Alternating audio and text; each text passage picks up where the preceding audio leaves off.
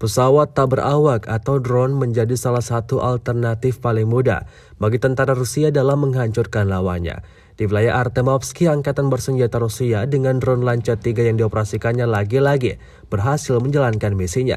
Rekamannya ramai beredar di media sosial Telegram pada Sabtu 1 April 2023.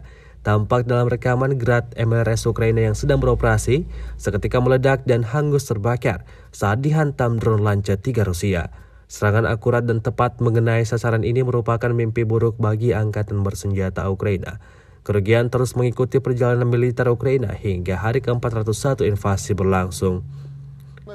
Rusia melaporkan 404 pesawat Ukraina, 227 helikopter, 3.625 UAV, dan 415 sistem rudal anti-pesawat dieliminir sejak awal operasi khusus. Sementara itu dari kubu Kiev, Kementerian Pertahanan Ukraina melaporkan 460 tentara Rusia dieliminir dalam 24 jam terakhir.